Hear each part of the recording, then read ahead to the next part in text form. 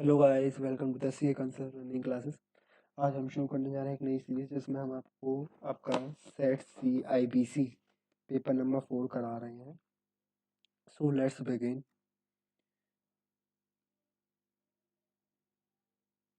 देखिए, मैंने आपका आईबीसी जो आईबीसी पेपर नंबर 4 है वो पूरा ही मैंने आपको एक समराइज वर्जन दे दिया है। आप केवल इस समराइज वर्जन को, इस पीडीएफ को पढ़ जाएंगे और मेरी कराई हुई वीडियोस को अगर एक बार देख जाएंगे तो आप श्योर पास हो जाएंगे। So let's begin with the IBC insolvency in the bankruptcy code 2016। देखो, सबसे पहले हम समझते हैं कि कोड का मतलब क्या होता है।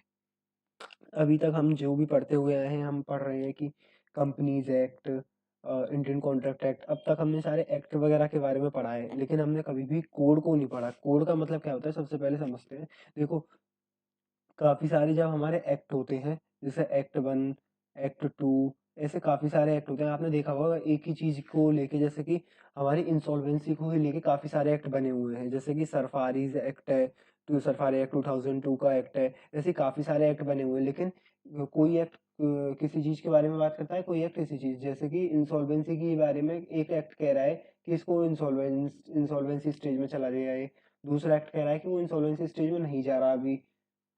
तो ऐसे काफ़ी सारे कंट्राडिक्ट करते हैं। इन सबको ओवरकम करने के लिए हम एक समरी वर्जन बनाते हैं जिसको हम नाम देते हैं कोड।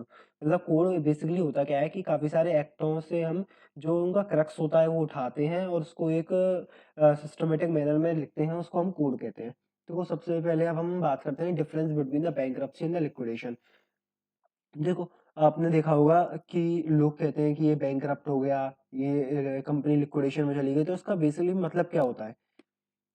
जैसे कि एसबीआई ने हमारा लोन दिया मिस्टर राजकुमार को। अगर मिस्टर राजकुमार को एसबीआई लोन देती है और मिस्टर राजकुमार इंसॉल्वेंसी की स्टेज में चले जाते हैं, मतलब उस लोन को चुका नहीं पाते, तो उनको बोलते हैं हम बैंकरप्ट। और यही अगर राजकुमार की जगह टाटा मोटर्स होता, टाटा मोटर्स जो कि एक हमारी कंपनी है वो होती, और वो इंसॉल्वेंट हो जाती, तो हम इस केस को बोलते हैं लिक्विडेशन। बेसिकली लिक्विडेशन और बैंक्रप्सी में डिफरेंस क्या है। बैंक्रप्ट होते हैं इंडिविजुअल्स और लिक्विडेशन में जाती है हमारी कंपनी, कॉर्पोरेट। जितने भी हमारे कॉर्पोरेट होते हैं वो सारे लिक्विडेशन में जाएंगे, और जितने भी हमारे इंडिविजुअल्स वगैरह होंगे वो सारे बैंक्रप्सी में जाएंगे। अब जो आईबीसी है, जो इंसॉल्वेंसी बैंक्रप्सी कोड 2016 का है, जब ये आया था तो फिर इसने हमारे 2 एक्ट को रिपील कर दिया था और 11 एक्ट हमारे अमेंड हुए थे जब आईबीसी आईबीसी हमारा इंट्रोड्यूस हुआ था। तो आईबीसी इंट्रोड्यूस करने के पीछे गवर्नमेंट का बहुत ही मेजर जो रोल रहा है। जो आपने देखा होगा कि एक्ट होते हैं वो कोई भी एक्ट है वो इंट्रोड्यूस हुआ है और जब से वो इम्प्लीमेंट हुआ है उसके बीच में काफी सारा टाइम हो जाता है, लेकिन एक आईबीसी एक ऐसा एक्ट है जो बहुत ही जल्दी पार्लियामेंट में प्रपोज हुआ और कुछ ही दिनों में ही वो ऑफिशियल गैजेट्स में इंट्रोड्यूस कर दिया गया। ये सबसे पहले लोकसभा में 5 मई 2016 को इंट्रोड्यूस हुआ और राज्यसभा में ये 11 मई 2016 को ही इंट्रोड्यूस हो गया और अप्रूव हो गया, और प्रेसिडेंट ने इसको अपना अप्रूवल 28 मई को दे दिया, और ये ऑफिशियल गैजेट में 28 मई को सेम डे ही पब्लिश कर दिया। इससे लेके हमको पता चलता है गवर्नमेंट कितनी सीरियस थी इस एक्ट को इंट्रोड्यूस करने के लिए। देखो, अब हम बात करते हैं reason for the IBC act. IBC को इंट्रोड्यूस करने के पीछे कारण क्या था, रीजन क्या था। तो जितने भी पुराने एक्ट होते थे हमारे, जैसे सरफारी एक्ट है 2002 का, वो हमको बताता है कि इंसॉल्वेंसी में जाने के लिए कि सिस्टमेटिक प्रोसीजर तुमको फॉलो करना पड़ेगा। जैसे कोई भी कंपनी इंसॉल्वेंसी की स्टेज में चली गई तो उसके लगभग 4 से 5 साल उसी प्रोसीजर को फॉलो करने में लग जाते थे। तो फिर इस चीज़ को ओवरकम करने के लिए कि इतना सारा टाइम लग रहा है इन एक्टों को अगर से हम कंप्लाई करेंगे, तो फिर इस चीज़ को ओवरकम करने के लिए हमारा एक्ट इंट्रोड्यूस हुआ वो था आईबीसी इंसॉल्वेंसी बैंक्रप्सी कोड। इसका मेन रीजन था कि सारी चीजें टाइम बाउंड मैनर में हो, सिस्टमेटिक तरीके से होंगी, जिससे कि जैसे कि हम एक एग्जांपल समझते हैं। एसबीआई ने हमारा लोन दिया जेट एयरवेज को, और जो जेट एयरवेज है वो हमारा इंसॉल्वेंट हो गया।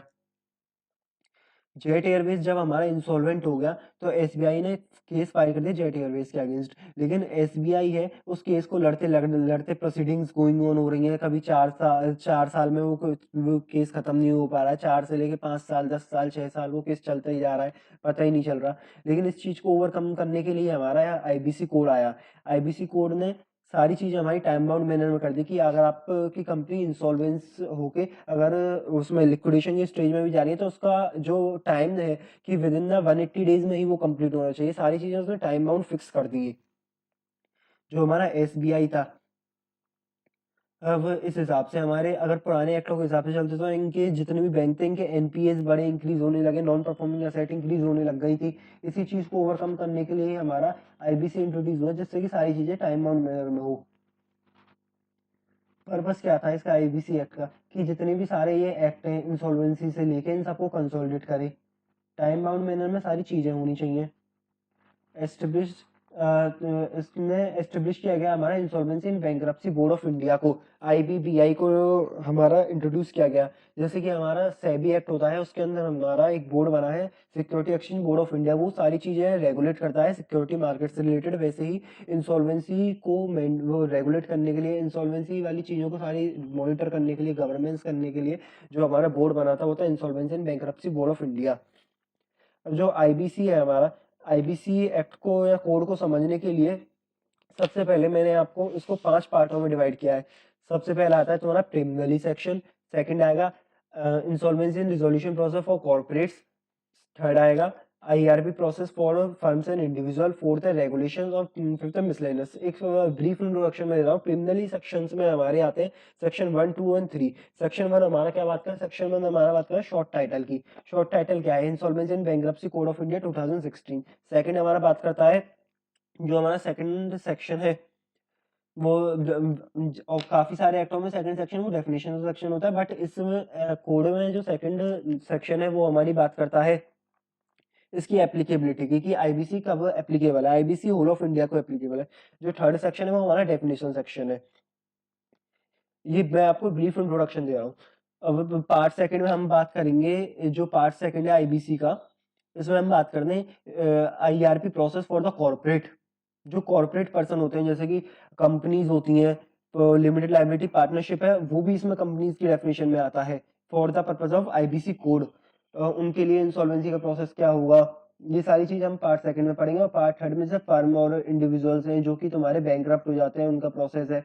पार्ट 4 में हमारा रेगुलेशन वगैरह की है, आई रेगुलेशन वगैरह जो तुम्हारा वो आईबीबीआई है, insolvency bankruptcy board of India, जो रेगुलेशंस वगैरह इंट्रोड्यूस करता है, वो सारी चीजें पढ़ेंगे इसमें। फिफ्थ मिसलेनियस प्रोविजंस होते हैं कुछ।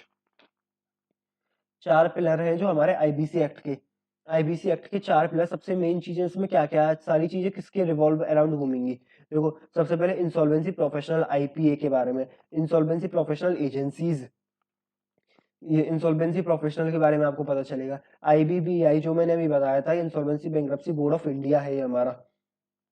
इंफॉर्मेशन यूटिलिटी, इंफॉर्मेशन यूटिलिटी देखो बेसिकली क्या होता है, मैंने एसबीआई ने रिलायंस को फॉर एग्जांपल लोन दिया। अब जो रिलायंस को लोन दिया है वो एसबीआई तो कह रहा है मैंने रिलायंस को लोन दिया है, और रिलायंस भी अभी तो एक्सेप्ट कर रहा है लोन लेते समय कि हाँ उसने लोन लिया है। लेकिन फॉर एग्जांपल कभी रिलायंस लिक्विडेशन की स्टेट में चला जाएगा, देन रिलायंस तो मुकर जाएगा कि मैंने कोई लोन ही नहीं लिया इससे। तो फिर इस प्रॉब्लम को सॉल्व करने के लिए हमारी जो गवर्नमेंट ने उसने एक वो बनाया है इंफॉर्मेशन यूटिलिटी। इंफॉर्मेशन यूटिलिटी में एक डाटाबेस बनाया है जिसमें कि जो हमारी एसबीआई है वो अपना वो उसको इंफॉर्मेशन यूटिलिटी जो है उसको इन्फॉर्म करेगी। इंफॉर्मेशन यूटिलिटी बेसिकली एक ऑर्गेनाइजेशन है, इंफॉर्मेशन यूटिलिटी के अंदर एक ऑर्गेनाइजेशन बनाई है, नेशनल ई सिक्योरिटीज गवर्नेंस है। वो ऑर्गेनाइजेशन को बताएगी कि मैंने देखो रिलायंस को लोन दिया है, उधर से वो जो ऑर्गेनाइजेशन है वो रिलायंस से पूछे क्या तुमने लोन लिया है, इस तरीके से ये उससे कंफर्मेशन लेगी। इसका कोई दिक्कत नहीं, आगे जाके आपको समझ में आ जाएगा। इंफॉर्मेशन यूटिलिटी अलग से मैं आपको कॉन्सेप्ट है वो बताऊंगा।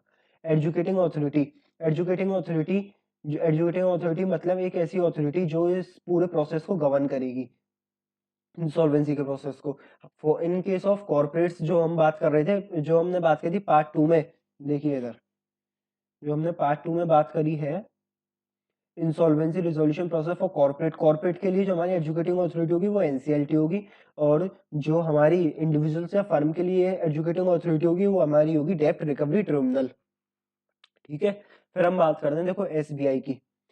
एसबीआई ने लोन दिया किसी भी पर्सन को। अब वो पर्सन होते हैं तुम्हारे, दो तरीके के पर्सन होते हैं, एक तो कॉर्पोरेट और नॉन कॉर्पोरेट। कॉर्पोरेट पर्सन में क्या आएगा, कंपनीज, जो कंपनीज हैं जो गवर्न होती है अंडर द कंपनीज एक्ट, वो भी हमारे कॉर्पोरेट में आएंगे, ये हमारी पार्ट 2 में कवर होंगी। Companies under the special act जैसे कि एलआईसी वगैरह, ये भी हमारे पार्ट 2 में कवर होंगी।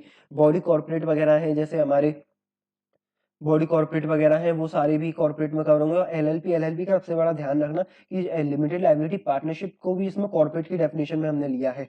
एलएलपी को भी हमारा कॉर्पोरेट की डेफिनेशन में इसमें लिया है for the purpose of IBC code. Non corporate जिनको हमारा पार्ट 3 अप्लाई होगा। पार्ट 3 ये अभी येट टू बी नोटिफाइड है, गवर्नमेंट ने इसको नोटिफाई नहीं किया है कि इसमें जितने भी सारे प्रोसीजर्स वगैरह हैं अभी वो नोटिफाई हुए नहीं है। ये नॉन कॉर्पोरेट वाला हमारा इंडिविजुअल्स को, पार्टनरशिप फर्म्स को, प्रोपराइटर वगैरह इन सबको लगता है।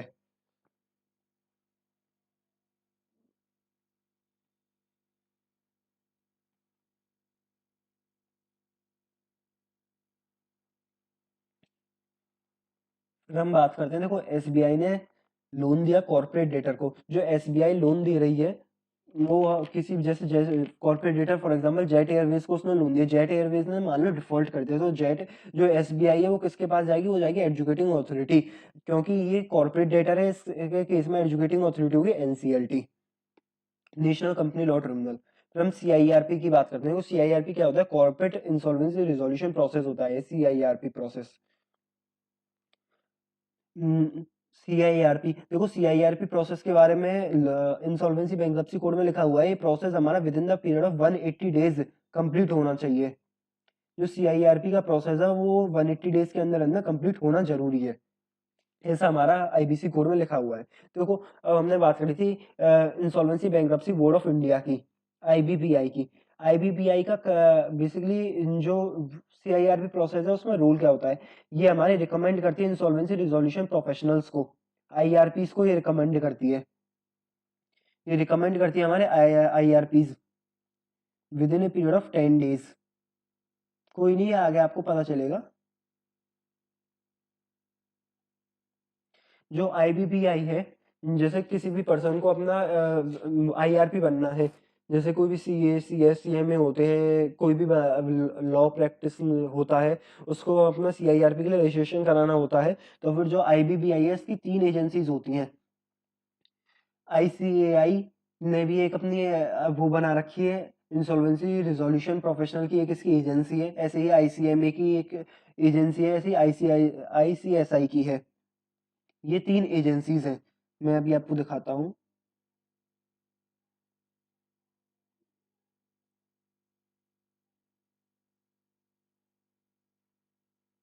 देखिए, Indian institute of insolvency professional of ICAI, ये इसकी पहली एजेंसी है insolvency bankruptcy board of India की।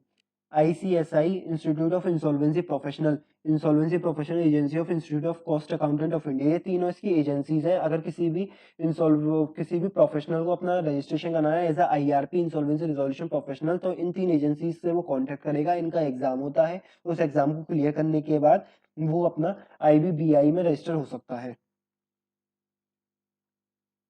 फिर हम बात करते हैं इन्फॉर्मेशन यूटिलिटी की, जो मैंने आपको पहले बताया था। इन्फॉर्मेशन यूटिलिटी जैसे आप समझिए एसबीआई ने लोन दिया रिलायंस को, रिलायंस इस लोन का डिफॉल्ट कर जाता है। इन फ्यूचर अगर रिलायंस इस लोन का डिफॉल्ट कर जाता है, रिलायंस तो कह देगा मैंने एसबीआई से कोई लोन ही नहीं लिया, कुछ किया ही नहीं। वो तो और रही बात पेपर्स वगैरह की कि पेपर्स वगैरह साइन हुए होंगे, तो रिलायंस के पास काफी सारे वो है कि वो फ्रॉड भी कर सकता है इस केस में। तो फिर एसबीआई क्या करेगा, अपना इसने जो डेप्ट दिया है वो डेप्ट अपना नेशनल ई गारंटी, वो नेशनल ई गवर्नमेंट सर्विसेज होती हैं, इसको इन्फॉर्म करेगा, देखो मैंने रिलायंस को लोन दिया है, ये इसको इन्फॉर्म करेगा। फिर जो नेशनल ई गवर्नमेंट सर्विसेज है वो इस चीज का कंफर्मेशन लेगा रिलायंस से कि हाँ भाई तुमको लोन मिला है या नहीं मिला है। इस तरीके से हमारी गवर्नमेंट के पास एक डेटाबेस तैयार हो जाएगा कि एसबीआई ने कितने लोगों को लोन दिया है। इस तरीके से हमारा एक डेटाबेस तैयार हो जाता है। ये डेटाबेस का बहुत ही ज्यादा रेलिवेंस है, आगे जाके आपको समझ में आएगा। तो वो एसबीआई ने डिफॉल्ट किया, एसबीआई ने डिफॉल्ट किया। और ये जो रिलायंस था इस केस में वो क्या था, हमारा कॉर्पोरेट पर्सन था, कॉर्पोरेट बन जाता था। तो इसका जो केस कवर होगा होगा पार्ट 2, पार्ट सेकंड है जो तुम्हारा आईबीसी कोड का। देखो कॉर्पोरेट पर्सन की डेफिनेशन में कौन कौन एक्सक्लूड होते हैं, कौन कौन इंक्लूड नहीं होंगे। एक्सक्लूड को बात कर समझ लेंगे तो इंक्लूड आप सारे चीज सारे लोग होते ही हैं। एक्सक्लूड कौन कौन होगा? एक्सक्लूड होगा, कोड में साफ साफ लिखा हुआ है, फाइनेंशियल सर्विस प्रोवाइडर हमारे एक्सक्लूड होंगे। फाइनेंशियल सर्विस प्रोवाइडर कौन से होते हैं? जैसे कि हमारा बैंक्स वगैरह होती हैं, म्यूचुअल फंड कंपनी होती है, इंश्योरेंस की कंपनीज होती हैं, जो हमको फाइनेंस की सर्विस प्रोवाइड करती है, जिनके ऊपर एक फाइनेंस रेगुलेटर बैठा रहता है, जो कि हमको फाइनेंशियल सर्विसेज प्रोवाइड करती हैं। जैसे हमारी बैंक्स हो गई, म्यूचुअल फंड हो गई, इंश्योरेंस की कंपनीज हो गई, ये सारी चीजें हमने कॉर्पोरेट पर्सन की डेफिनेशन में इंक्लूड किया है। मतलब कि अगर इन लोगों ने डिफॉल्ट किया तो वो आईबीसी में कवर नहीं होंगे। ओके। और लेकिन इनका भी एक एक्सेप्शन है। एक्सेप्शन क्या है? वो है एनबीएफसी का। अगर एनबीएफसी की जो नेट एसेट है वो 500 करोड़ से ज्यादा है या उसके इक्वल टू है, देन आप फाइनेंशियल सर्विस प्रोवाइडर की कैटेगरी में होते हुए भी आपको आईबीसी कोड एप्लीकेबल हो जाएगा। ओके।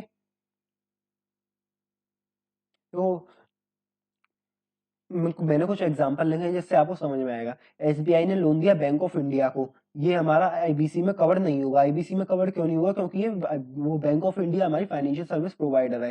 फाइनेंशियल सर्विस प्रोवाइडर में जैसे बैंक हो गए, म्यूचुअल फंड कंपनीज हो गई, इंश्योरेंस हो गए हमारे, और तुम्हारे कॉर्पोरेट वो कलेक्टिव इन्वेस्टमेंट स्कीम वाली हो गई, ये सारी चीजें हमारे उसमें इंक्लूड नहीं होती। फाइनेंशियल सर्विस प्रोवाइडर में ये हमारी इंक्लूड होंगी, इसलिए इनको आईबीसी एप्लीकेबल नहीं होगा। जैसे एसबीआई ने लोन दिया हमारे इंडिविजुअल को, किसी भी इंडिविजुअल को अगर वो लोन देती है, देन ये हमारा आईबीसी में कवर होगा, because individual financial service provider नहीं है। एसबीआई ने लोन दिया रिलायंस को, ये भी आईबीसी में कवर हो जाएगा। एसबीआई ने लोन दिया एक्सिस बैंक को, भाई एक्सिस बैंक हमारी सीधी सी बात है फाइनेंशियल सर्विस प्रोवाइडर होगा, इसलिए कवर नहीं होगा। एसबीआई ने लोन दिया एनबीएफसी को, जिसका असेट साइज 100 करोड़ से कम है, देन ये इंक्लूड हो जाएगा हमारा, आईबीसी में इंक्लूड नहीं होगा, क्योंकि ये फाइनेंशियल सर्विस प्रोवाइडर है और ये हमारे एक्सेप्शन में भी कवर नहीं होता। एसबीआई ने लोन दिया एनबीएफसी को, जिसका असेट साइज 500 करोड़ या उससे ज्यादा है, तो ये हमारा एक्सेप्शन में कवर होगा। डेट मींस आईबीसी इसको एप्लीकेबल हो जाएगा। आईबीसी कोड इसको एप्लीकेबल हो जाएगा बिकॉज इसका asset size more than 500 crore है।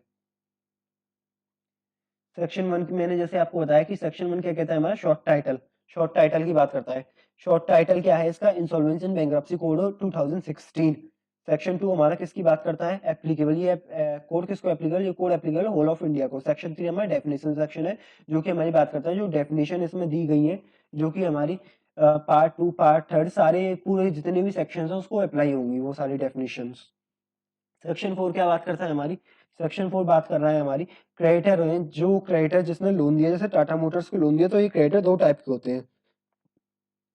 ये क्रेडिटर दो टाइप के होते हैं, फाइनेंशियल क्रेडिटर होता है, एक ऑपरेशनल क्रेडिटर। फाइनेंशियल क्रेडिटर कौन से होते हैं? जो कि हमारा फाइनेंशियल डेप्ट प्रोवाइड करते हैं किसी भी कॉर्पोरेट डेटर को। और जो ऑपरेशनल क्रेडिटर वो कौन से होते हैं? जो कि ऑपरेशनल डेप्ट प्रोवाइड करते हैं, जैसे कि गुड्स एंड सर्विसेज वगैरह। तो मैं आपको बताता हूँ, एग्जांपल देता हूँ, जैसे कि हमारा मिस्टर राम एंड सन्स है, उसने हमारे एसी सप्लाई करे अपने जेट एयरवेज को। उसने अब एसी सप्लाई करे जेट एयरवेज को for the purpose of official purpose, office में उसको एसी लगाने जेट एयरवेज को, इसलिए करे। इस केस में जो तुम्हारा राम एंड सन्स है वो हमारा ऑपरेशनल क्रेडिटर होगा, ना कि फाइनेंशियल क्रेडिटर। फाइनेंशियल क्रेडिटर कौन से होंगे? जैसे कि जिन्होंने प्योरली सोली डेप्ट प्रोवाइड किया है, फाइनेंशियल डेप्ट। जैसे कि एसबीआई ने 10 करोड़ रुपए प्रोवाइड करे, एचडीएफसी ने 20 करोड़ प्रोवाइड करे। ऑपरेशनल क्रेडिटर मतलब कि जो हमारे वर्किंग कैपिटल बेसिकली हमको प्रोवाइड करा रहे हैं, ऐसे क्रेडिटर जो कि ऑर्गेनाइजेशन को वर्किंग कैपिटल प्रोवाइड कराएंगे, वो हमारे ऑपरेशनल क्रेडिटर होंगे। सेक्शन 4 की हम बात करते हैं। देखो सेक्शन 4 क्या कहता है आईबीसी कोड का, कि मिनिमम जी ये सेक्शन को आईबीसी कोड को आईबीसी कोड है जो हमारा, उसकी एप्लीकेबिलिटी की बात करता है ये सेक्शन। सेक्शन 4 ये कहता है कि आईबीसी कोड जब भी एप्लीकेबल होगा जब डिफॉल्ट किया होगा हमारे कॉर्पोरेट डेटर ने को। अब वो डिफॉल्ट का अमाउंट क्या है? डिफॉल्ट का अमाउंट है 1 लाख रुपीज, और सीजी में प्रिस्क्राइब, जो सीजी अमाउंट प्रिस्क्राइब करेगी वो अमाउंट होगा। अब देखो 1 लाख रुपीज इसने तो कह दिया, लेकिन अब सीजी ने भी तो कुछ प्रेस्क्राइब किया है। सीजी ने क्या प्रेस्क्राइब किया? 1 करोड़ रुपए प्रेस्क्राइब किया विद इफेक्ट फ्रॉम 24 मार्च 2020। अब इन दोनों में से हायर जो अमाउंट होगा वो लेंगे हम डिफॉल्ट का। प्रेजेंटली अब जैसे सीजी ने 1 करोड़ रुपए प्रेस्क्राइब कर रखा है, तो फिर अगर हमारा डिफॉल्ट 1 करोड़ से ऊपर होगा तभी हम आईबीसी में कवर्ड होते हैं, तभी हमको आईबीसी का पार्ट 2 एप्लीकेबल होगा। Okay. Relation between the financial creditor and the operational creditor. देखो जनरली इनमें आपने पढ़ा होगा, एक पेरेटो की थ्योरी पढ़ी होगी, जिसमें वो बताता है कि 80-20 का रेशियो होता है। वैसे ही फाइनेंशियल क्रेडिटर और ऑपरेशन क्रेडिटर के बीच में एक रिलेशन होता है। देखो फाइनेंशियल क्रेडिटर क्या होते हैं, इन्होंने बहुत सारे, ये नंबर्स में कम होते हैं लेकिन जो डेप्ट प्रोवाइड कराते हैं टोटल डेप्ट का वो बहुत ज्यादा प्रोवाइड करते हैं। मतलब इनका जो प्रपोर्शन होता है इन प्रपोर्शन टू टोटल डेप्ट ये बहुत हाई होता है, बट इनका जो नंबर होता है in proportion to total debtors, वो टोटल क्रेडिटर्स, वो वेरी लो होता है। ऐसे ही ऑपरेशन क्रेडिटर की हम बात करें, ऑपरेशन क्रेडिटर होते हैं लार्ज इन नंबर्स होते हैं, हमारे नंबर में वो हमारे लार्ज होते हैं लेकिन बट स्मॉल इन अमाउंट होते हैं, क्योंकि ऑपरेशन थिएटर में आपके एम्प्लॉयज वगैरह भी आ जाते हैं। एक ऑर्गेनाइजेशन में काफी सारे एम्प्लॉयज होते हैं, उनकी सैलरी वगैरह होती है, तो उस हिसाब से उनके नंबर ज्यादा होते हैं, बट जो डेप्ट होता है इनका अमाउंट वो बहुत कम होता है। सेक्शन 5 की हम बात करते हैं, डेफिनेशन सेक्शन होता है जो कि एप्लीकेबल होगा हमारा केवल part second of the IBC code. Part second किसका था, वो था insolvency resolution process for the corporates, उनके लिए डेफिनेशंस प्रोवाइड करें सेक्शन 5 में। सेक्शन 6 क्या है, सेक्शन 6 पर हमारा बात करता है CIRP can be initiated by corporate insolvency resolution process. 3 लोगों के द्वारा इनिशिएट किया जा सकता है, एक तो फाइनेंशियल क्रेडिटर, एक ऑपरेशन क्रेडिटर और एक हमारा कॉर्पोरेट डेटर। सेक्शन 7 हमारी किस बारे में बात करता है, सीआईआरपी बाय फाइनेंशियल क्रेडिटर। देखो फाइनेंशियल क्रेडिटर के द्वारा सीआईआरपी का प्रोसेस वो हमारा सेक्शन 7 में कवर्ड है। सेक्शन 7 की जब हम बात करते हैं सीआईआरपी बाय फाइनेंशियल क्रेडिटर, जैसे फाइनेंशियल क्रेडिटर मैंने आपको बताया वो क्रेडिटर होते हैं जो हमारे फाइनेंशियल डेप्ट प्रोवाइड करते हैं। जैसे एसबीआई ने लोन दिया जेट एयरवेज को, जेट एयरवेज उस लोन को चुका नहीं पाया, उसने डिफॉल्ट कर दिया, तो एसबीआई जाएगा अपना educating authority. In case of corporate मैंने बताया था आपको, एजुकेटिंग अथॉरिटी होगा national company law tribunal NCLT के पास गया। जो एजुकेटिंग अथॉरिटी है विद इन द 14 दिनों के अंदर वो बताएगा कि वो उसकी एप्लीकेशन को एक्सेप्ट करेगा या रिजेक्ट करेगा, एजुकेटिंग अथॉरिटी। देखो एजुकेटिंग अथॉरिटी 14 दिनों के अंदर एक्सेप्ट करेगा या रिजेक्ट करेगा, ये किस चीज पे डिपेंड करेगा, ये जो एक्सेप्ट करेगा या रिजेक्ट करेगा वो तुम्हारी 3 चीजों पे डिपेंड करेगा। एजुकेटिंग अथॉरिटी देखेगा जो एप्लीकेशन फाइल करी है वो कंप्लीट है कि नहीं है, जो उसने आईआरपी प्रपोज किया है। जो एसबीआई होती है वो एजुकेटिंग अथॉरिटी के पास जब जाएगी तो वो एक आईआरपी प्रपोज करती है, जो उसने एसबीआई ने आईआरपी प्रपोज किया है उसके अगेंस्ट कोई डिसिप्लिनरी प्रोसीडिंग्स तो नहीं है, कोई भी डिफॉल्ट वगैरह तो नहीं कर रखा है, कोई नहीं आगे आएगा, मैं बताता हूँ आपको। एजुकेटिंग अथॉरिटी होता है हमारा, देखो एजुकेटिंग अथॉरिटी जो 14 दिन के अंदर करेगा, वेदर एक्सेप्ट करेगा या फिर रिजेक्ट करेगा। अगर एक्सेप्ट कर लिया तो हमारा सीआईआरपी प्रोसेस स्टार्ट हो जाता है, कॉर्पोरेट इंसॉल्वेंसी रिजोल्यूशन प्रोसेस, जो कि हमारा 180 दिन के अंदर कंप्लीटेड होना चाहिए। मैंने बताया था कि आईबीसी एक ऐसा कोड है जो पूरी टाइम बाउंड मैनर की बात करता है, इसमें एक एक चीज विद इन द टाइम होनी चाहिए। अब हम बात करते हैं, देखो हमारा फाइनेंशियल क्रेडिटर था जैसे कि एसबीआई था, वो गया एजुकेटिंग अथॉरिटी के पास। अब उसको कौन कौन से डॉक्यूमेंट सबमिट करने पड़ेंगे एजुकेटिंग अथॉरिटी के पास, उसको 3 चीजें सबमिट करनी पड़ेंगी। एक तो रिकॉर्ड एविडेंसिंग द डिफॉल्ट, एक रिकॉर्ड जो उसको बताएगा कि एजुकेटिंग अथॉरिटी उसने फाइनेंशियल जो कॉर्पोरेट डेटा है उसने डिफॉल्ट किया है, एक ऐसा डॉक्यूमेंट उसको सबमिट करना पड़ेगा। प्रपोज आईआरपी करना पड़ेगा कि वो आईआरपी किसको प्रपोज बनाना चाहता है, एसबीआई किसको अपना आईआरपी सिलेक्ट करना चाहता है, और अदर डॉक्यूमेंट जैसा कि वो प्रेस्क्राइब होगा। फिर इन डॉक्यूमेंट्स को सबमिट करने के बाद जो हमारा एजुकेटिंग अथॉरिटी है वो चेक करेगा कि इसकी एप्लीकेशन एक्सेप्ट करनी है या रिजेक्ट करनी है। अब देखो कई बार क्या होता है फाइनेंशियल क्रेडिटर खुद अपने आप नहीं कर पाता एप्लीकेशन फाइल एजुकेटिंग अथॉरिटी पे, वो किस किस के साथ और उसके बिहाफ पे कौन एप्लीकेशन फाइल कर सकते हैं, उसका एक तो गार्जियन कर सकता है एजुकेटिंग, वो उसका एसबीआई का गार्जियन होगा, कोई भी एग्जीक्यूटर होगा या फिर administrator of the financial creditor, जैसे एडमिनिस्ट्रेटर होते हैं, ट्रस्टी होता है, जैसे in case of the debenture है, डिवेंचर होल्डर होते हैं। डिवेंचर होल्डर के केस में कोई भी एप्लीकेशन फाइल करनी है एजुकेटिंग अथॉरिटी वो डिवेंचर ट्रस्टी करता है। Person authorised by the board, board के द्वारा कोई भी पर्सन ऑथराइज्ड है वो करेगा। फिर हम बात करते हैं वो एसबीआई ने लोन दिया जेट एयरवेज को। मैं आपसे एक स्टडी डिस्कस कर रहा हूँ। एसबीआई ने लोन दिया जेट एयरवेज को और जेट एयरवेज का उसको पेमेंट करना था 10 अप्रैल को, और ऐसे ही एचडीएफसी ने लोन दिया था जेट एयरवेज को ऑन द 11 मई को, जो कि रिपेमेंट हो रहा था। बट जो एसबीआई था वो एसबीआई का जो लोन था जो जेट एयरवेज ने अब 10 अप्रैल को देना था वो उसमें डिफॉल्ट कर गया। अब हमारा क्वेश्चन ये है कि क्या एचडीएफसी जिसका लोन का पेमेंट है 11 मई को, वो जेट एयरवेज के अगेंस्ट एजुकेटिंग अथॉरिटी पे एप्लीकेशन फाइल कर सकता है, सोच के बताइए। जी बिल्कुल कर सकता है, यस। इसका आंसर यस है। बेशक एचडीएफसी का जो लोन की ड्यू डेट है वो 11 मई है, जो कि अप्रैल के बाद में, बट जो एसबीआई का लोन का डिफॉल्ट किया है ना उसने, तो उस केस में वो एचडीएफसी है वो जेट एयरवेज के अगेंस्ट एजुकेटिंग अथॉरिटी को एप्लीकेशन फाइल कर सकता है, क्योंकि एचडीएफसी की सीधी बात है कि आज उसने एसबीआई का लोन डिफॉल्ट किया है जेट एयरवेज ने, कल को वो एचडीएफसी का भी कर सकता है, इसलिए वो उसके अगेंस्ट एप्लीकेशन फाइल कर सकता है एजुकेटिंग अथॉरिटी के। इसका आंसर हो जाएगा आपका यस। फिर हम बात करते हैं जो हमारी एसबीआई है। एसबीआई ने लोन दिया जेट एयरवेज को, सेम एग्जांपल कंटिन्यू करते हैं। जेट एयरवेज ने उस लोन का डिफॉल्ट कर दिया, तो एसबीआई गई अपने एजुकेटिंग अथॉरिटी के पास। एजुकेटिंग अथॉरिटी ने 14 दिनों के अंदर अंदर वो या तो एप्लीकेशन को एक्सेप्ट करेगा या रिजेक्ट करेगा। अगर उसने एप्लीकेशन एक्सेप्ट कर ली, तो एप्लीकेशन एक्सेप्ट करने के लिए वो एजुकेटिंग अथॉरिटी तीन चीजें देखेगा। ए तीन चीजें देखता है हमारी। एक तो whether the default has been exist, जो हमने बात करी थी कि डिफॉल्ट हुआ है एक्चुअल में। दूसरा वो देखेगा कि जो भी डॉक्यूमेंट्स उसने फाइल करे हैं तुम्हारे एसबीआई ने, वो कंप्लीट है कि नहीं है। फिर वो देखेगा कि जो उसने एसबीआई ने हमारा प्रपोज्ड आईआरपी करा है, उसके अगेंस्ट कोई डिसिप्लिनरी प्रोसीडिंग्स वगैरह तो नहीं है। जैसे अभी हमने देखा था कि जो हमारा फाइनेंशियल क्रेडिटर है उसको तीन चीजें हमारे एजुकेटिंग अथॉरिटी को देनी पड़ती है। Record evidencing the default, propose IRP के बारे में बताएगा, अदर डॉक्यूमेंट के बारे में बताएगा। तीन चीजें उसने उसको दी एजुकेटिंग अथॉरिटी को। अब एजुकेटिंग अथॉरिटी इन तीनों चीजों को ही चेक कर रहा है, whether default exist, application complete है कि नहीं है, प्रपोज आईआरपी के अगेंस्ट कोई डिसिप्लिनरी प्रोसीडिंग्स एग्जिस्ट तो नहीं करती। फिर हमने बात करी अगर वो एप्लीकेशन को एक्सेप्ट करता है या रिजेक्ट करता है, दोनों ही केस में उसको 7 डेज के अंदर अंदर ए को 7 डेज के अंदर अंदर हमारे कम्युनिकेट करना पड़ेगा। कम्युनिकेट करेगा, अगर वो उसने एक्सेप्ट कर लिया, एप्लीकेशन उसकी एक्सेप्ट कर ली, तो वो किस किस को कम्युनिकेट करेगा, फाइनेंशियल क्रेडिटर और कॉर्पोरेट डेटर को करेगा। वही सीधी बात है, एप्लीकेशन हमारी एक्सेप्ट हो गई है तो मतलब सीआईआरपी प्रोसेस बिगिन हो गया। सीआईआरपी प्रोसेस बिगिन हो गया तो वो दो लोगों को इन्फॉर्म करेगा, एक तो तुम्हारा कॉर्पोरेट डेटर और फाइनेंशियल क्रेडिटर। अगर रिजेक्ट हो जाती है तो भैया फाइनेंशियल क्रेडिटर ने तुम्हारे एप्लीकेशन फाइल करी, उसी को इन्फॉर्म करो, कॉर्पोरेट डेटर को क्यों परेशान करो। इसलिए कॉर्पोरेट डेटर को अगर रिजेक्ट हो जाती है तो वो इन्फॉर्म नहीं करेगा।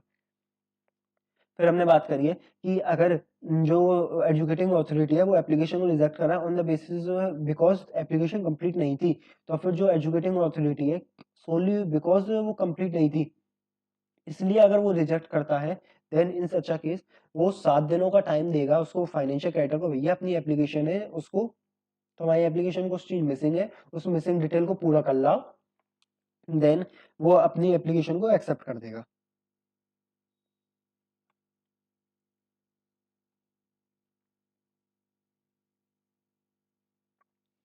फिर हम आगे बात करते हैं सेक्शन नंबर 9 की। सेक्शन नंबर 9 हमारा बात करता है application file by the operational creditor. देखो हमने बात करी थी, देखो दो टाइप के हमारे क्रेडिटर है, फाइनेंशियल क्रेडिटर, एक होता है हमारा ऑपरेशनल क्रेडिटर। जब हमारा ऑपरेशनल क्रेडिटर एप्लीकेशन फाइल करेगा एजुकेटिंग अथॉरिटी को, देन उस केस में हमारा जो सेक्शन अट्रैक्ट होता है वो हमारा होता है सेक्शन नंबर 9। उस केस में हमारा जो सेक्शन अट्रैक्ट होगा वो होगा हमारा सेक्शन नंबर 9। तो सेक्शन नंबर 9 किस चीज में बात करता है, हमारा मिस्टर राम ने अपने जेट एयरवेज को एसी सप्लाई करे, जिससे वो एसी सप्लाई करे। अब जेट एयरवेज ने उन एसी का डिफॉल्ट कर दिया, उन पेमेंट एसी के पेमेंट का डिफॉल्ट कर दिया। इस केस में जो मिस्टर राम है वो हमारे ऑपरेशन क्रेडिटर है। मिस्टर राम को बेचारे उनका डिफॉल्ट कर दिया पेमेंट का, तो वो गए हमारे एजुकेटिंग अथॉरिटी के पास, बट एजुकेटिंग अथॉरिटी बोला उनसे कि मिस्टर राम अभी आपने उनको जेट एयरवेज को कोई नोटिस दिया। मिस्टर राम बोले कोई नोटिस नहीं दिया। तो फिर मिस्टर राम आए, मिस्टर राम ने आईबीसी खोला, फिर उन्होंने देखा अरे मैं तो ऑपरेशन क्रेडिटर की कैटेगरी में फॉलो करता हूँ, तो मुझको तो पहले एक नोटिस देना पड़ेगा, जिस नोटिस का नाम होता है डिमांड नोटिस। डिमांड नोटिस का हमारा होता है सेक्शन नंबर 8। सेक्शन नंबर 8 में हमारा डिमांड नोटिस बताया गया है। वो कहता है कि कोई भी ऑपरेशन क्रेडिटर है वो एजुकेटिंग अथॉरिटी के पास तब तक नहीं जा सकता जब तक वो डिमांड नोटिस हमारे उसको कॉर्पोरेट डेटर को ना दे दे। अब सेक्शन 8 में डिमांड नोटिस दिया जाता है। डिमांड नोटिस में क्या क्या होता है, जो डिमांड नोटिस होता है उसमें जो हमारा ऑपरेशन राइटर है वो कॉर्पोरेट डेटर को नोटिस देता है, भैया देखो मैंने तुम्हारा तुम मेरा पेमेंट नहीं कर रहे हो, इस पेमेंट को करो। अब जो जेट एयरवेज है वो इस नोटिस का 10 day with in the 10 days उसमें रिप्लाई करेगा डिमांड नोटिस का। भाई अब रिप्लाई हमारे 4 टाइप के हो सकते हैं। रिप्लाई में वो जेट एयरवेज कहेगा भैया देखो मैं तुम्हारे पेमेंट कर रहा हूँ और पेमेंट का प्रूफ भी तुम्हारे साथ अटैच करके भेज रहा हूँ। वो दूसरा रिप्लाई ये हो सकता है कि जो जेट एयरवेज है वो कहे देखो मैं पहले ही पेमेंट कर चुका हूँ, किसी कारण से तुम्हारे स्टेटमेंट में बैंक स्टेटमेंट में वो रिफ्लेक्ट नहीं हो रहा है, वो उस चीज का प्रूफ दे देगा। तीसरा कारण है वो बताएगा कि मैं पेमेंट इसलिए नहीं कर रहा हूँ क्योंकि हमारे बीच there is a dispute exist between them, हमारे बीच में एक डिस्प्यूट एग्जिस्ट करता है। डिस्प्यूट किसी भी चीज को लेकर हो सकता है, अमाउंट को, ब्रीच ऑफ क्वालिटी वगैरह नहीं हुई, ब्रीच ऑफ कॉन्ट्रैक्ट को लेकर हमारा डिस्प्यूट चल रहा है। चौथी चीज वो बताएगा भैया मैंने देखो तुम्हारे अगेंस्ट एक सूट वगैरह फाइल कर रखा है, सूट वगैरह फाइल कर रखा है, इस वजह से मैं तुम्हारा पेमेंट नहीं कर रहा। अगर इन केस वो डिमांड नोटिस का रिप्लाई नहीं करता है कोई भी, कॉर्पोरेट डेटा रिप्लाई नहीं करता, देन ऑपरेशन क्रेडिटर, उसी केस में केवल ऑपरेशन क्रेडिटर हमारा एजुकेटिंग अथॉरिटी के पास जा सकता है। ऑपरेशन क्रेडिटर गया एजुकेटिंग अथॉरिटी के पास, तो एजुकेटिंग अथॉरिटी के पास जाने से पहले उसको वो 5 चीजें उसको सबमिट करनी पड़ेंगी। 5 चीजों में क्या क्या आएगा, सबसे पहले उसको देना पड़ेगा कॉपी ऑफ डिमांड नोटिस, जो उसने डिमांड नोटिस भेजा था कॉर्पोरेट डेटर को। दूसरी चीज वो सबमिट करेगा भैया देखो उस बंदे ने मुझको पेमेंट नहीं किया है, इसका एक सर्टिफिकेट लेके देगा वो फाइनेंशियल इंस्टीट्यूशन से, copy of certificate from the financial institution if available. और वो एक एफिडेविट देगा हमारा, कॉर्पोरेशन क्रेडिटर हमारा एक एफिडेविट देगा कि कोई भी हमारे बीच में डिस्प्यूट एग्जिस्ट नहीं हो रहा है, फिर भी ये मुझको पेमेंट नहीं कर रहा है। और चौथा डॉक्यूमेंट वो देगा copy of record from the information utility. Information utility मैंने आपको बताया, इन्फॉर्मेशन यूटिलिटी जो नेशनल ई गवर्नमेंट सर्विसेज होता है, जो एक डेटाबेस है हमारी गवर्नमेंट का, उसमें से उसकी कॉपी, एक रिकॉर्ड की कॉपी देगा। भैया देखो डेप्ट दिया होगा तो उसमें रजिस्टर होगा, तो उसकी एक कॉपी देगा अगर इफ अवेलेबल है तो, अदर प्रूफ वगैरह देगा, कोई भी प्रूफ है। ये एजुकेटिंग अथॉरिटी को ये सारे डॉक्यूमेंट देगा। और जो एजुकेटिंग अथॉरिटी है वो इधर इस एप्लीकेशन को एक्सेप्ट करेगी या रिजेक्ट करेगी।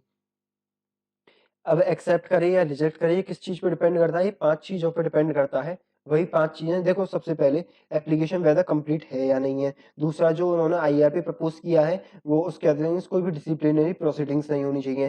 फिर तीसरा वो डिपेंड किया डिमांड नोटिस उसने, ऑपरेशन क्रेडिटर है उसने डिमांड नोटिस दिया या नहीं दिया, क्या पता वो बिना डिमांड नोटिस दिए आ गया हो उसके पास, एजुकेटिंग अथॉरिटी के पास। और फिर जो एजुकेटिंग अथॉरिटी और क्या देखेगा, वो चेक करेगा भैया कि इसको कहीं पहले ही पेमेंट तो नहीं हो गया ऑपरेशन क्रेडिटर को, ये खामखा आ रहा हो, पेमेंट वगैरह चेक करेगा। वो देखेगा कि वेदर कोई डिस्प्यूट वगैरह तो एग्जिस्ट नहीं करता इनके बीच में, नो नोटिस ऑफ डिस्प्यूट वगैरह, ये सारी चीजें देखेगा।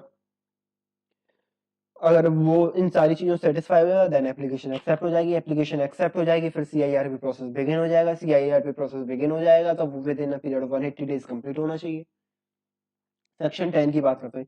सेक्शन 10 हमारा क्या बात कर रहा है, देखो सीआईआरपी बाय कॉर्पोरेट डेटा। अब देखो कॉर्पोरेट डेटा कई बार क्या होता है कि जैसे कि एसबीआई ने लोन दिया जेट एयरवेज को, अब जेट एयरवेज खुद ही अपना सीआईआरपी प्रोसेस बिगिन करवाना चाहता है, तो वो अपनी एजुकेटिंग अथॉरिटी के पास जाएगा भैया एप्लीकेशन लेके, देखो जी मैं इंसॉल्वेंसी के स्टेज पर हूँ तो आप मुझको संभालिए। तो एजुकेटिंग अथॉरिटी उससे तीन चीजें कॉर्पोरेट डेटर को जमा करनी पड़ेंगी एजुकेटिंग अथॉरिटी के पास। सबसे पहले वो देगा अपने बुक्स ऑफ अकाउंट्स और अदर रिकॉर्ड्स दे देगा, जो उसने आईआरपी, उसको एक आईआरपी प्रपोज करना पड़ेगा। और फिर वो बताएगा देखो हमारी जो ऑर्गेनाइजेशन है उसमें एसआर पास हो चुका है, एसआर की कॉपी दे देगा। अगर वो इन केस ऑफ वो है लिमिटेड लाइबिलिटी पार्टनरशिप, तो 3/4 ऑफ पार्टनर ने कंसेंट दे दिया है आईआरपी प्रोसेस के लिए। ये हमारा ये एक जो कॉर्पोरेट डेटर है जब एप्लीकेशन फाइल करेगा एजुकेटिंग होता है ये सारे डॉक्यूमेंट सबमिट करेगा। जो एजुकेटिंग अथॉरिटी है एक्सेप्ट करेगा उसकी एप्लीकेशन को ऑन द 3 बेसिस पे। 3 बेसिस क्या है कि जो there is a default, default होना चाहिए भैया कॉर्पोरेट डेटा तू आया तो है मेरे पास, पहले मैं ये चेक करूंगा कि तूने डिफॉल्ट किया है या नहीं किया है। डिफॉल्ट किया है then only say process will begin. दूसरा वो क्या चीज चेक करेगा, दूसरा वो चेक करेगा कि जो एप्लीकेशन तुमने सबमिट करी है वो कंप्लीट है या नहीं है। तीसरा वो करेगा कि जो तुमने प्रपोज आईआरपी बताया उसके अगेंस्ट कोई भी डिसिप्लिनरी प्रोसीडिंग्स हैं या नहीं है। अगर नहीं नहीं है तभी वो आगे बढ़ेगा सीआईआरपी प्रोसेस के लिए। फिर हम बात करते हैं देखो बाकी सारी चीजें सेम वही हैं। वो एजुकेटिंग अथॉरिटी तुम्हारी एप्लीकेशन एक्सेप्ट कर लेगा 14 दिन के अंदर, या रिजेक्ट कर लेगा। एक्सेप्ट कर ली तो with in a period 7 days वो तुमको कॉर्पोरेट उसको बताएगा। एक्सेप्ट करने के बाद कॉर्पोरेट डेटर को बताएगा, और तुम्हारे जो भी फाइनेंशियल क्रेडिटर ऑपरेशन क्रेडिटर को बताएगा। अगर एक्सेप्ट नहीं करता है तो वो नोटिस नहीं देगा। वो सारी चीजें बाकी सेम वही है। फिर हम सेक्शन 10A की बात करते हैं। देखो, जब ड्यूरिंग द कोविड पीरियड चल रहा था, पेंडेमिक के पीरियड के दौरान क्या हो रहा था कि कंपनीज के पास कैश इनफ्लोज थी नहीं, कंपनीज के पास नेगेटिव कैश इनफ्लोज हो गए थे। उस दौरान देखो, कंपनी अपना लोन किसी से लोन वगैरह लिया तो उसको चुका ही नहीं पा रही थी। तो उस पीरियड के दौरान जो हमारी गवर्नमेंट ने उन कंपनीज को वो एक एग्जाम्पशन दे दी। उस दौरान कहा कि 25 मार्च 2020 से लेकर 24 मार्च 2021 तक जो हमारे सेक्शन नंबर 7, 9, 10 है ऑफ द आईबीसी कोड के लिए वो सस्पेंड कर दिए। हम जो आईबीसी कोड है उसमें एप्लीकेशन जो फाइल करते हैं वो 7, 8, 9 में ही फाइल करते हैं। 7, 8, 9 सेक्शन ही सस्पेंड कर दिए गए, तो एप्लीकेशन ही फाइल नहीं कर सकते। ये करा इसीलिए था क्योंकि कोविड के दौरान कंपनीज के कैश इनफ्लोज नेगेटिव हो गए थे। फिर ऐसे सारी कंपनीज को थोड़ी हम इंसॉल्वेंसी की स्टेज पे ले जा सकते हैं, इसलिए हमारा सेक्शन 10A इंट्रोड्यूस किया गया था। अब आपको एक छोटी सी चीज और बताना चाहूंगा, देखिए।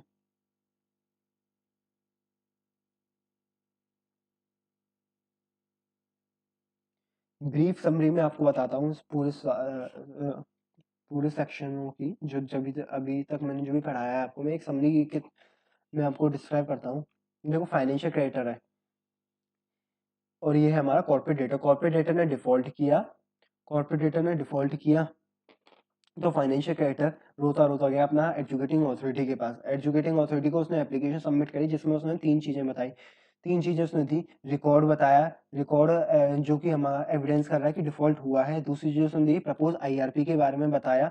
आईआरपी बताना इसके लिए मैंडेटरी और आधार डॉक्यूमेंट उसने सबमिट किया। एप्लीकेशन दी उसने एजुकेटिंग अथॉरिटी को। एजुकेटिंग अथॉरिटी ने 14 दिनों के अंदर अंदर वो एप्लीकेशन या तो एक्सेप्ट करी या फिर वो रिजेक्ट करी। एक्सेप्ट करेगा, वो किस किस बेसिस पे करेगा? एक्सेप्ट करेगा कि डिफॉल्ट हुआ है, एप्लीकेशन तुमने जो दी वो कंप्लीट है, और वो देखेगा जो आईआरपी तुमने बताया उसके अगेंस्ट कोई भी डिसिप्लिनरी प्रोसीडिंग्स नहीं है। अगर वो इस एप्लीकेशन को रिजेक्ट कर देता है, अगर इस एप्लीकेशन को रिजेक्ट करता है ऑन द बेसिस ऑफ कि एप्लीकेशन कंप्लीट नहीं है, तो with in a period 7 days जो तुम्हारा एजुकेटिंग अथॉरिटी है उसको नोटिस देगा तुम्हारे फाइनेंशियल क्रेडिटर को, भैया इस एप्लीकेशन को रेक्टिफाई कर लाओ। ठीक है। अब जैसे ही 14 दिनों के अंदर अंदर जिस भी दिन 14 दिन के अंदर जिस भी दिन एजुकेटिंग अथॉरिटी ने वो एक्सेप्ट कर ली, जब से ही हमारा CIRP process, corporate insolvency resolution process begin हो जाएगा। ये प्रोसेस हमारा with in a period 180 days complete हो जाना चाहिए। बट एक एक्सटेंशन मिलता है इन द रेयर केस। आप एप्लीकेशन फाइल करोगे एजुकेटिंग अथॉरिटी को कि भैया हमारा इंसॉल्वेंसी का process with in 180 days complete नहीं हो पाया, तो एजुकेटिंग अथॉरिटी आपको 90 डेज का एक्सटेंशन प्रोवाइड कर देगी। लेकिन कोई भी फर्दर एक्सटेंशन अवेलेबल नहीं है, जिस हिसाब से हमारा सीआईआरपी का प्रोसेस 270 डेज का हो जाता है। फिर हम आगे बढ़े। अगर वो हमारा एक्सेप्ट या रिजेक्ट करता है हमारा एजुकेटिंग अथॉरिटी हमारी एप्लीकेशन को, देन वो इन्फॉर्म करेगा आपको 7 डेज के अंदर अंदर। वो वाली चीज भी मैं आपको बता चुका। 7 डेज के अंदर अंदर वो इन्फॉर्म करेगा तुम्हारा फाइनेंशियल क्रेडिटर को, ऑपरेशन फाइनेंशियल क्रेडिटर और तुम्हारा कॉर्पोरेट डेटर को, अगर वो एप्लीकेशन एडमिट हो जाती है। अगर एप्लीकेशन एडमिट नहीं होती, रिजेक्ट हो जाती है, तो वो केवल फाइनेंशियल क्रेडिटर को बताएगा, ऑपरेशन वो कॉर्पोरेट डेटर को नहीं बताएगा। ओके।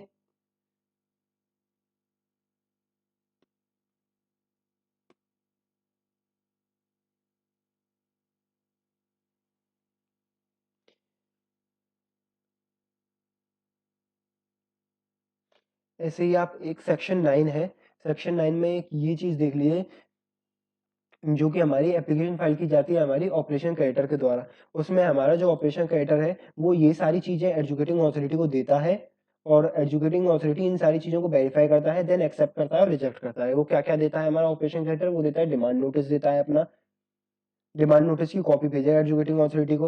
वो फाइनेंशियल इंस्टीट्यूशन का सर्टिफिकेट देगा, इफ एनी कोई भी है डिस्प्यूट या सूट का एफिडेविट देगा। वो इंफॉर्मेशन यूटिलिटी जो हमारा एक डेटाबेस है उसमें से कोई भी डेटा अवेलेबल है तो वो देगा, और अदर चीजें देगा।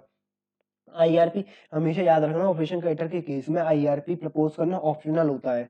एडमिट कर ली, अब वो एप्लीकेशन को एडमिट किस वजह से करेगा? एजुकेटिंग अथॉरिटी वो चेक करेगा कि वेदर जो एप्लीकेशन जो दिया है वो कंप्लीट है या नहीं है। जो आईआरपी तुमने बताया उसके अगेंस्ट कोई भी डिसिप्लिनरी प्रोसीडिंग्स एग्जिस्ट तो नहीं कर रही। फिर वो देखेगा कि तुमने डिमांड नोटिस भेजा है या नहीं भेजा है। वो ये चेक करेगा, ये वेरीफाई करेगा कि वेदर पेमेंट तो नहीं हुआ, कोई डिस्प्यूट तो पेंडिंग है। इन चीज़ों से वो सेटिस्फाई हो जाएगा, देन वो एप्लीकेशन को एक्सेप्ट कर लेगा। ओके, सो इस क्लास में फिलहाल इतना ही।